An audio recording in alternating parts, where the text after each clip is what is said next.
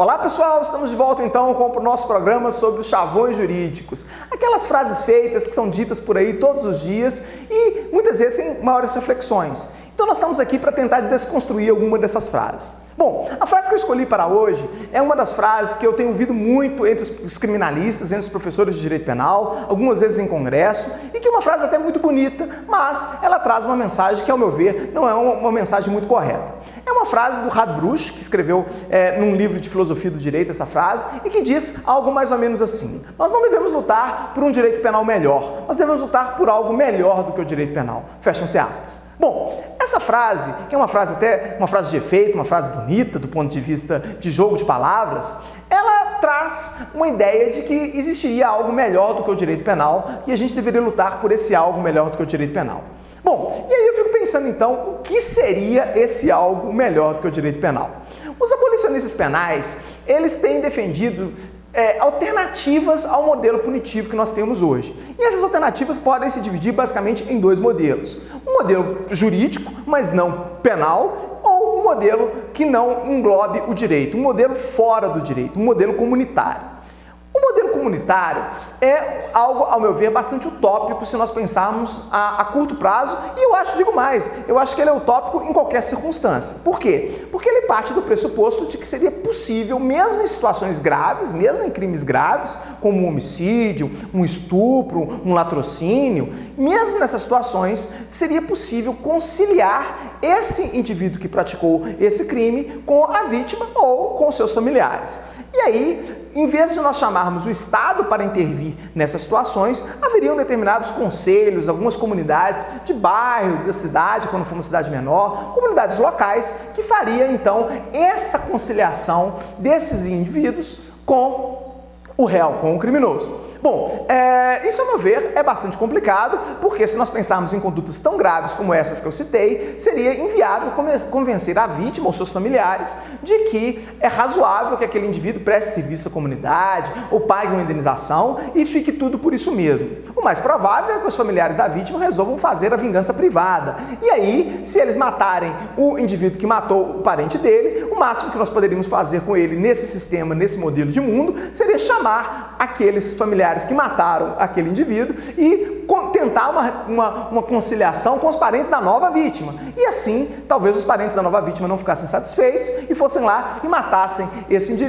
indivíduo, e aí nós teríamos um ciclo infinito de vingança privada, o que, aliás, ao longo da história já existiu, não seria nenhuma novidade, né? O fato é que o direito, ele surge justamente para evitar a vingança privada, entre outras coisas. O direito surge para tentar pôr ordem e chamar para si o monopólio da resolução de conflitos, especialmente na área penal, onde os conflitos realmente são muito sérios, são muito fortes. Bom, então, ao meu ver, não haveria como nós resolvermos isso sem o direito. O direito é necessário para resolver questões da gravidade de homicídio, de estupro, de latrocínio. São questões muito graves e nós precisamos que o Estado sirva ali como mediador entre as pessoas. Nós não podemos simplesmente deixar que a comunidade resolva isso. Até porque nós não podemos presumir que a comunidade sempre agirá da melhor forma. A comunidade pode ser vingativa. Quem me garante que essa comunidade não vai impor a esse indivíduo uma série de penas cruéis, uma série de penas degradantes, que talvez o Estado não o impusesse, porque o Estado está limitado pela legalidade. Bom, então, decididamente, esse modelo, que seja um modelo não jurídico, não me serve, não acho minimamente razoável a proposição dele.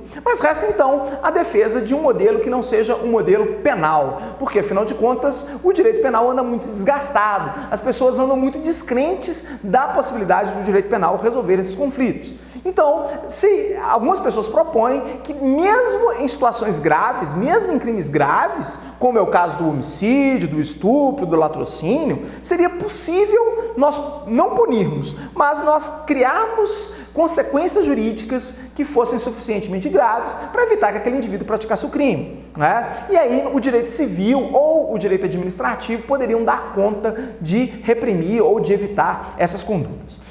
Ao meu ver, isso me parece muito utópico também. O direito civil, ele é pensado sob uma esfera de recomposição de danos. Ele é pensado sob uma esfera eminentemente patrimonial, né? O que não é o direito civil, senão você pagar, pelo menos a responsabilidade civil, você pagar um dano causado através de dinheiro.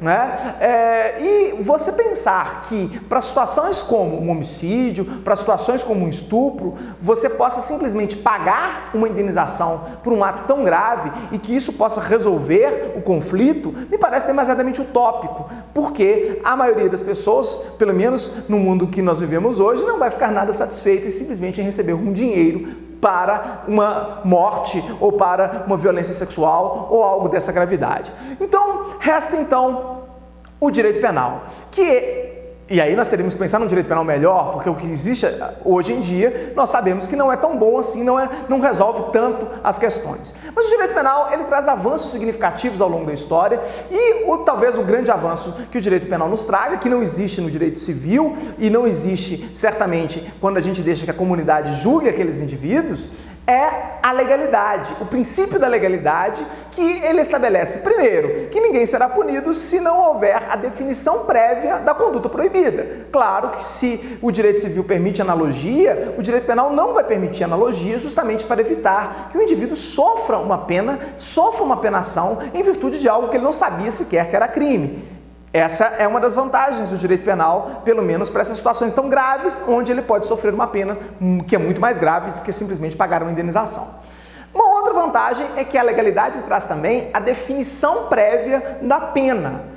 Porque quando nós temos o direito civil, nós não sabemos exatamente qual o valor que o sujeito pode ser condenado caso ele pratique um dano a outra pessoa. Então, um dano, uma indenização por danos morais, por exemplo, há controvérsias muito grandes quanto que vale um dano moral, para um tribunal vale tanto, para outro tribunal vale tanto. O direito penal, ele tem a pena previamente estipulada na lei, ou pelo menos parâmetros, de tanto a tantos anos. E isso traz segurança jurídica, porque isso traz previsibilidade ao direito.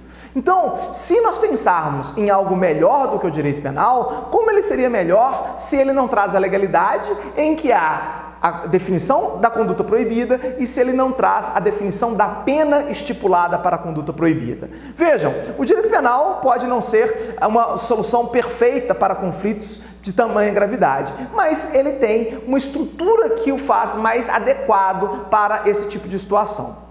É claro que nós podemos imaginar um direito penal com menos penas privativas de liberdade, com mais penas de prestação de serviço, um direito penal mais humano, um direito penal que trate o condenado não como um inimigo da sociedade, mas como alguém que praticou uma conduta que nós não gostaríamos que ele praticasse e mereça uma apenação por isso. Mas nós não podemos imaginar que outros ramos do direito lidem com isso melhor do que o direito penal, só porque não é direito penal. Quando nós imaginamos hoje um direito penal melhor, nós imaginamos um direito penal com menos penas privativas de liberdade, com mais garantias ao réu, mas jamais imaginar que simplesmente acabar com o direito penal possa resolver o problema. O que me parece é que quem propõe que acabe com o direito penal está tentando matar o cachorro porque ele está com pulga. O nosso direito penal tem muita pulga realmente, mas tirar o direito penal fora não é resolução para nada, não é resolução para o problema.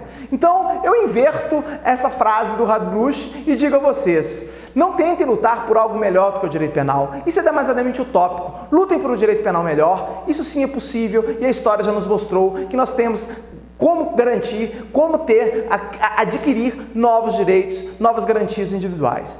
É isso aí, espero que vocês tenham gostado desse vídeo. Se vocês gostaram, curta o vídeo, compartilhe com os colegas, deixe um comentário e inscreva-se no canal para saber das novidades. Valeu, até a próxima!